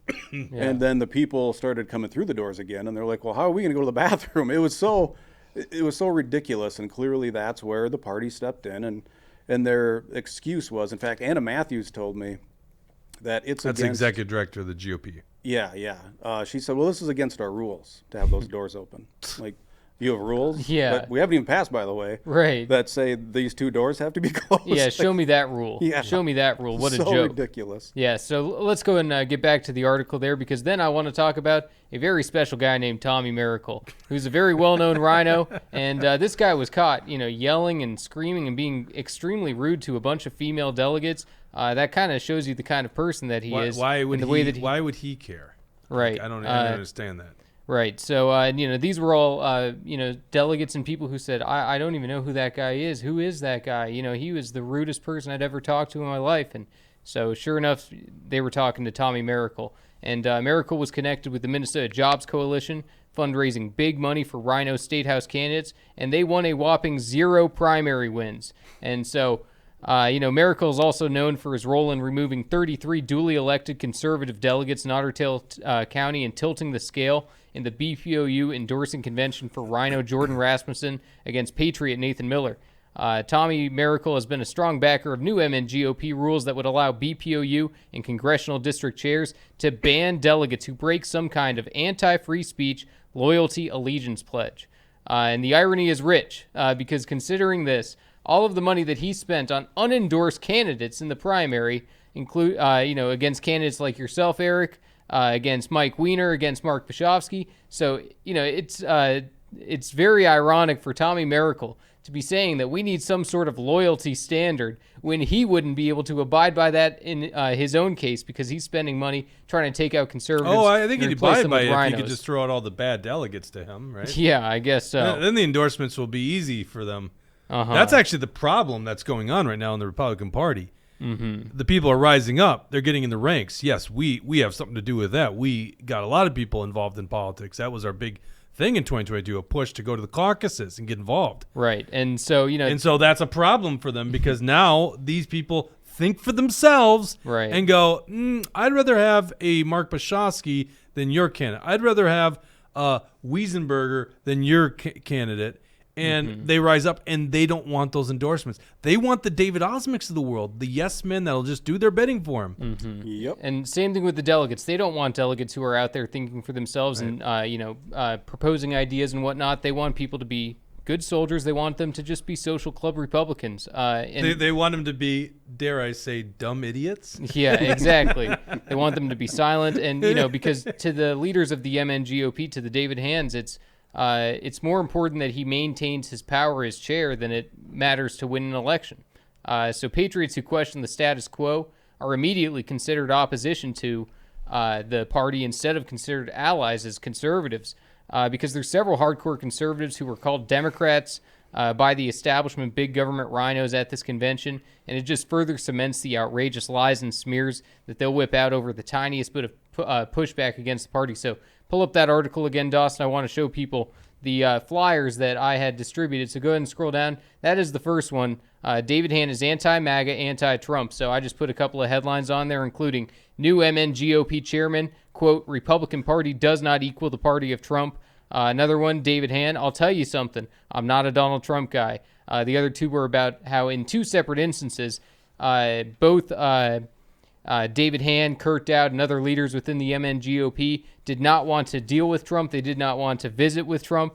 So that just goes to show that he is totally not with Trump, and especially considering the fact that Donald Trump is leading big time, we probably want a chair who likes him, or at least a chair who is willing to accept him as the nominee. The fact that he has such a dissatisfaction, I get, you two, more, Jake, you guys have some principled reasons for saying, we want more liberty out of Trump. What does David Hand want? He's saying this guy is too wild. Yeah. This guy is not establishment enough. This guy is going to rock the boat. That's what David Hand doesn't want. David Hand wants status quo. I bet David Hand wants Nikki Haley, if I had to guess. That's his type. Isn't that interesting that, this is why I can't ever pretend to be like an anti-Trump guy, because the real anti-Trump, the Trump derangement syndrome people are the swampy creatures. Exactly. So they dislike Donald Trump for reasons that I actually kind of like Donald Trump. Right, exactly. My stances are more on the principles, like what's the difference to the Federal Reserve banking system?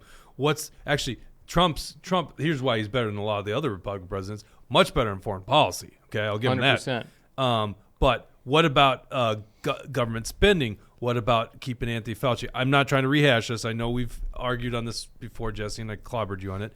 But no, well, you say that. Well, let's just keep moving on then, because Dawson, pull up the article again.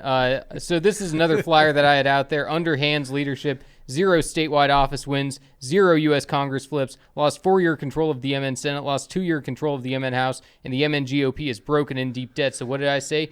David Hand equals Kevin McCarthy. Which is a mistake by you, because it's State Central that probably likes Kevin McCarthy. Yeah, well... your audience there, Jesse. Hey, I can't help it if people are dumb idiot rhinos, right? So, now you turn into Osmic. Yep, exactly. So the GOP will lose forever if leaders target and attack others in their party, follow the lead of patriots in the U.S. House, remove failed leader, and replace with a uniter.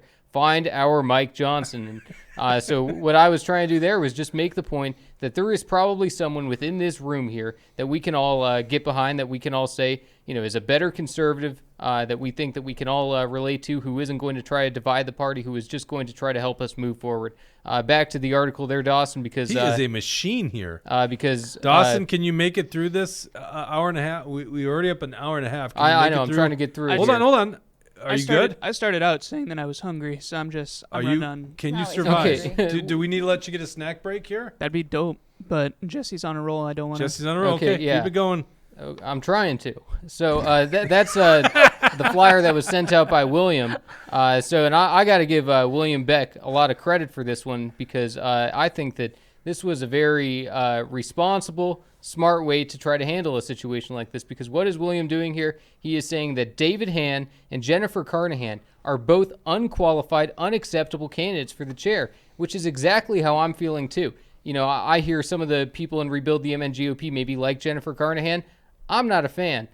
So what I wanted to see was, let's try to find our Mike Johnson. I think our Mike Johnson could be on that list right there. I think there was lots of people on there. I'm not a fan of every single person on that list, but that's okay, because I'm a free-thinking person who understood what William was doing, and I think that he made a very wise move in presenting this flyer to the State Central, because even if it wasn't able to convince everybody, it was able to just say that, hey, I'm a free thinker trying to push my own thing, so I definitely give William some good credit on this. Here's my thinking here, and leave it to William Beck to come up with this idea.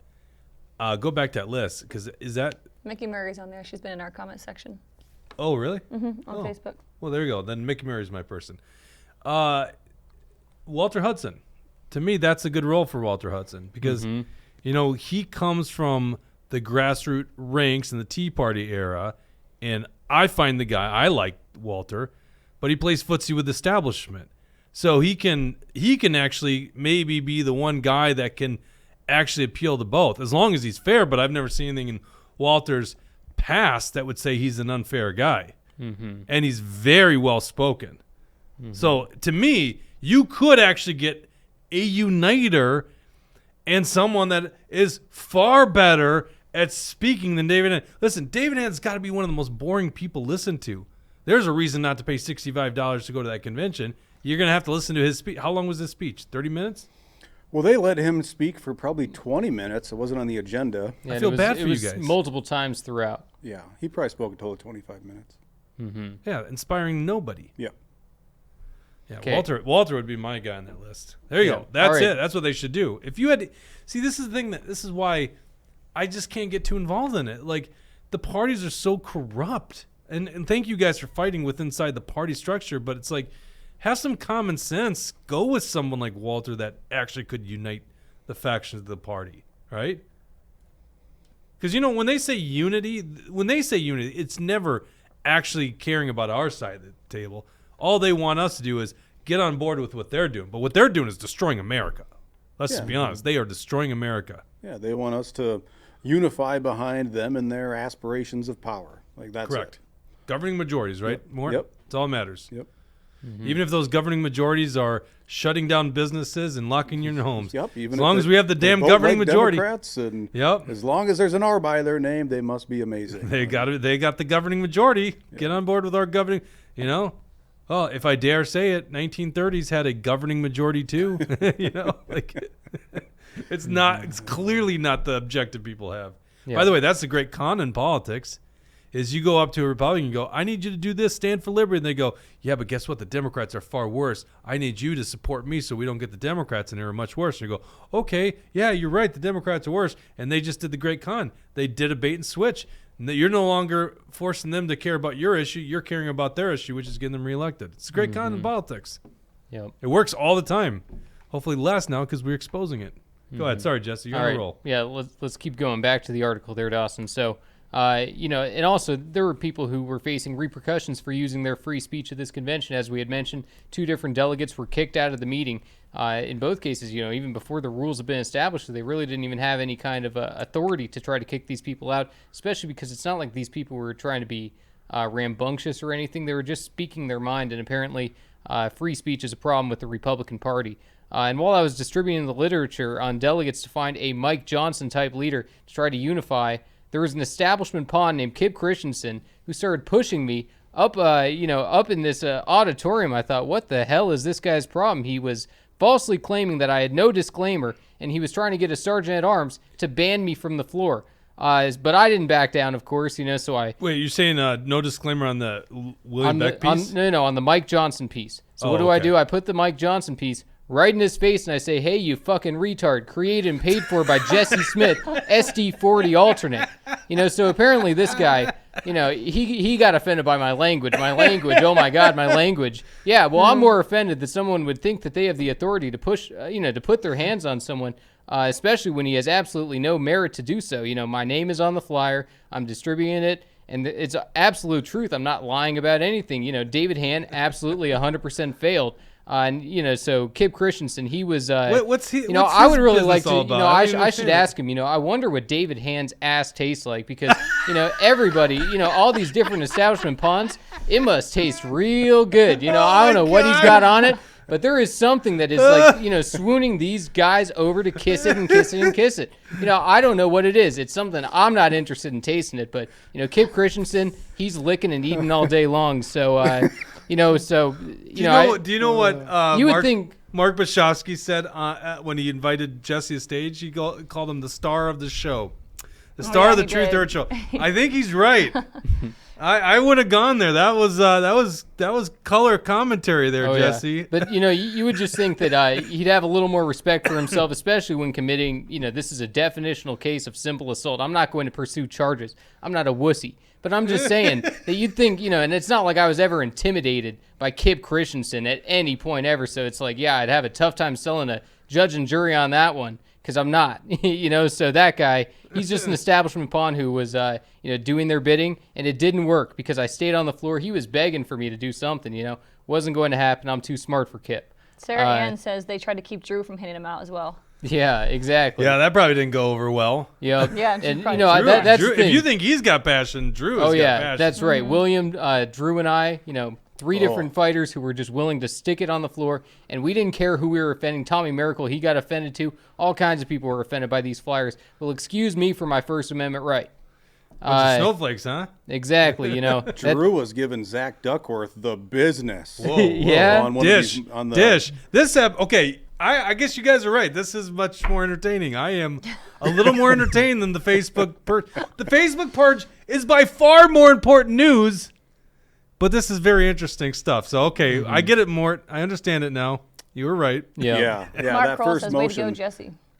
Who's that? Mark Krolls. Oh, nice. Appreciate And then it. Billy22 says, go, man, go. Oh, yeah. And so I I can't believe we don't have a Rumble rant for Jesse's legal defense fund when. Yeah, bring it on. But yeah. Well, no. Hold on. We got a story here. What's the story of? Well, it's real quick, but when that first motion came out to put the removal of Hahn on the agenda, it was, you rose to vote a certain way. So they said, if you want to have this here on the agenda, stand up. So a bunch of us stand up. But of course, Zach Duckworth, senator, I think. Yeah, he's senator. He stayed seated, and Drew, within a half a second, was in his grill, pointing in his face and saying, "You get your ass up. You're supposed to represent the grassroots. You represent the people. Stand up and get rid of this guy." And Duckworth would not move. Oh, that's Nice. great. Oh, yeah.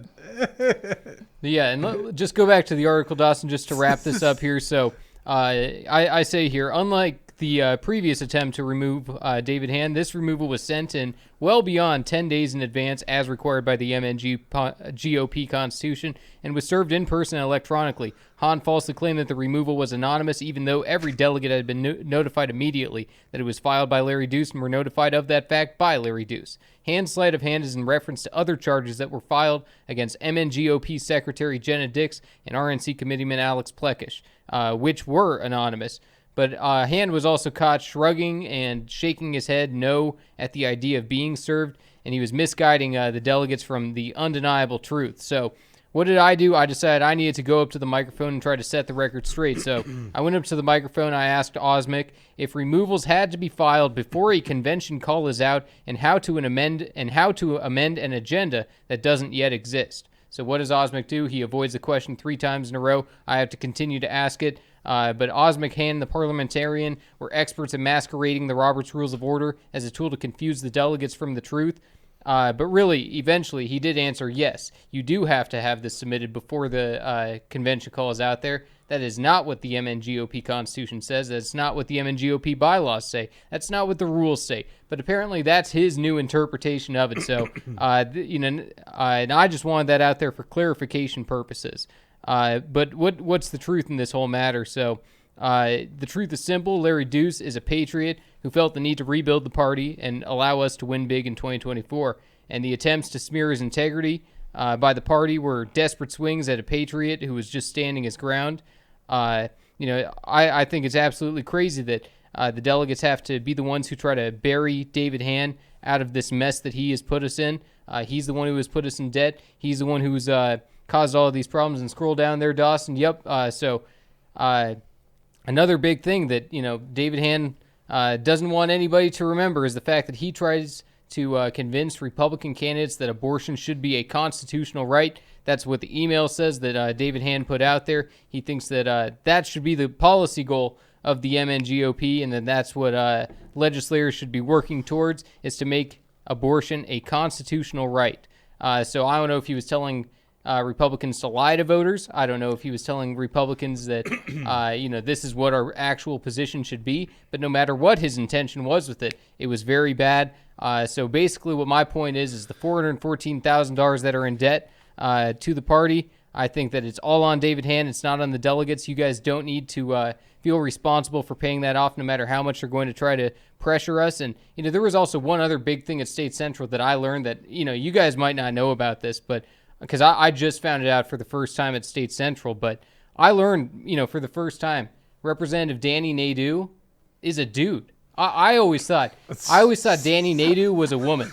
I had always seen him, and I'd see him at different events, but I always thought Danny Nadeau was a woman. He's got that cute perm and all that going on. What did Danny Nadeau do? And I don't know. I just found out, I heard somebody else call him a him, and I had no idea about that. So I've come to find out that Danny Nadeau is actually just a very feminine man, but he is a man. So that's good to know. Is he anti-Trump? I don't even understand. What do you? No, I'm not saying there's anything bad about being, a real feminine, type dude. If that's you his are style, unhinged. Holy cow! Osmond got one right. I'm just saying. I found out he's a man. He's a very feminine, small man, but he's a man. Okay, Jake. So we can set the record straight because I always thought he was a woman. I found out he's not. So the record is straight now. Danny Nadeau is a man. No matter how much we might think he's not, or just by looking at him, you might think like I did. You might think that's a lesbian. That's a woman. But no, Danny Nadeau is a man. Yeah, my look exactly, Dawson. I don't know where. Did you have a run-in with Danny Nadeau? No. I'm just saying. I found out he was a man. There's more. There's nothing I don't know wrong why with you want to answer the question. I think actually he's going to appreciate that. Somebody is saying the record straight because a lot of people think he's a woman. Never heard that before. A lot of people are thinking that, so I'm just trying. Oh man, I'm a lot of. And I think a lot you of are delegates becoming Trump more and more by the day. A lot of delegates Danny didn't know it Nadeau, either. Little man. Yeah, but he is a man. Okay, he's not a woman. How are you so sure? Yeah, I guess I can't be 100% sure. Did we get through your comments? All your notes there. Almost. What did we miss? I mean, we already blew past an hour and a half. We're getting into Danny Nadeau's gender. Mm-hmm. Literally, never heard that question before. So we're new. You're not in the right circle. I hear lots of people. Do you really hear? Lots of people are asking, "Is that a guy? Is that a girl?" I don't know. So it was all the talk of the convention. Yeah. Was it? Yeah. Okay. Everybody was talking. There you go. Yeah, there was debate on the floor. Well, I should know that. I was in charge of everything, right? Yeah, right. Oh my God! Let's go to the comment section here. There's not a lot new, actually. Oh yeah, what else? What else is there to say at this point? Mark Kroll says rolling on the floor. And then K-Wall earlier, when Jesse was going on and on through the article, said, need to clip that for the year-end highlight show. Yeah, pretty much. You gave us the Brad worst says, visual. Jesse, you sound like an idiot. Wow, Yeah. Brad. Say that again? Brad said that. Brad said, Jesse, you sound like an idiot. Uh-huh. I think Brad's just messing with us. Yeah, probably. You gave me the worst visual I've had on this show with that comment about Kip and David Hand. Thanks a lot for that. Jeez. Hey, it's what he does. We're not missing any. Everything was covered here. We got everything out. Man, okay. I think we're good. Yep. Odd One says Jesse is unhinged. Oh my Yeah. gosh. Yes, totally unhinged. Mm-hmm. Disruptor, right? I guess so. Okay. Yeah, I do stand corrected. That was very entertaining. I'll put it that way. That was. I really think there's some important stuff going on in this world, social media world, Facebook purge, Twitter reinstating Alex Jones. But by golly, if talking about this crappy state central convention on Saturday wasn't the most entertaining part about the show, made us go an extra 15 minutes today. We appreciate you guys. Rumble rants. Is it just me or Rumble rants going up in value? Like another $100 today? That was like unplanned, unforeseen. So, wow. That's kind of nice. I guess that's the Mort bump, right? Mm-hmm. If you missed our Christmas event, Eric Mortensen now part of the leadership team at Action for Liberty. That's the big announcement. After flirting with the chairmanship of the Republican Party, the fake news. Yeah, thought long and hard about that. Yeah. Yeah, real long and hard about that one. You sure? We'll be back on Thursday. We'll talk about Ukraine on Thursday. Zelensky's going to spend all week in Washington, D.C. trying to beg and plead for your money. Will politicians in Washington, D.C. sell out to this guy? And then I think we got to talk a little bit about this movement. Go to actionforliberty.com and go read our article about deer hunting. Okay, now this isn't just me bitching about not seeing deer in northern Minnesota or not seeing many deer. Especially not seeing bucks, right? But I leave the woods a little disappointed. So do a lot of people, but a lot less people because not as many license sales this year. So we got an article about this because, well, you know what? Pull this article up real quick. I just want to quickly alert you to it. But go to actionforliberty.com to read the story.